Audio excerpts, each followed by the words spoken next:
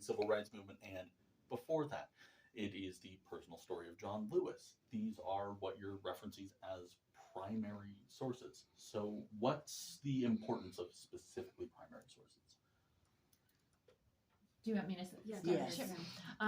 So I think in terms of teaching and learning, primary sources are essential for student and scholarly engagement. You can read a history book, and that's very helpful, right? It's an interpretation of history.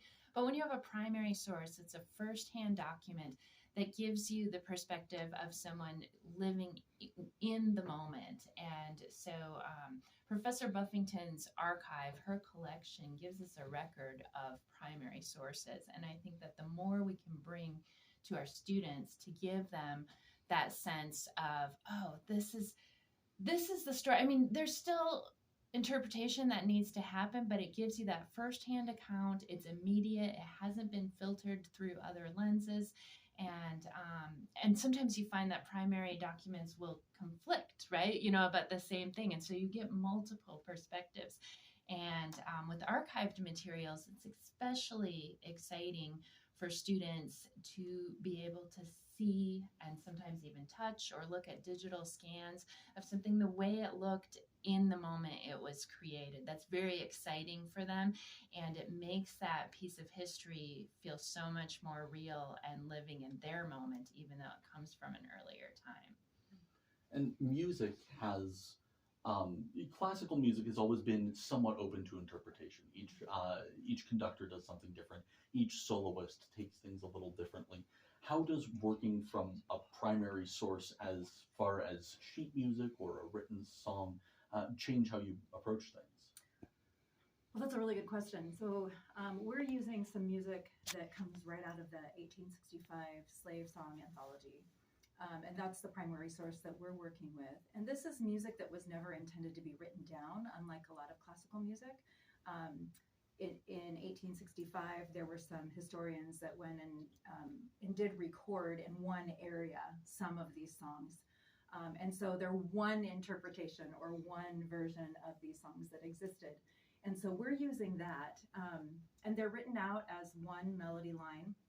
And so we've been working on them as one melody line, but I'm encouraging the choir then to add harmonies as they go. We've divided them up so that they're somewhat in a call and response format, which is how a lot of these songs originally would have been sung. They were never intended to be performed in any way. And so we're kind of making a point of that in the performance, of noting the way that these would have originally been performed and the way that we are performing them now. So some of those we're just going to sing straight melody line, some we're adding some harmony to, and then others are some arranged spirituals. So they're more contemporary arrangements that people have taken, those original versions and created parts and piano parts and things like that too. And with those harmonies, are they things that you've sat down and written out, or is it the choir's heard a song and said, you know what, we feel like it goes in this direction and made their own? Some of both. All right. Some of them. Yeah. Mm-hmm. That sounds like quite the project to dive into, to show up one day and say, all right, choir, we don't have a lot to go off of. Let's see where this takes us. Yeah, exactly. Yeah. So this collaboration, all of you seem to have a lot of fun doing this together. Yes, we do. Dr. Daly-Galeano and Dr. Graham have written a script for me to read to help the audience travel through the musical journey as they present these songs. And so my Kawasi Buffington and I drove down to Lewis Clasr last Tuesday to rehearse, but mostly listen. So when I walked in, I was thinking that the concert choir would be students. No, they are people my generation that can identify perhaps with some of the musics.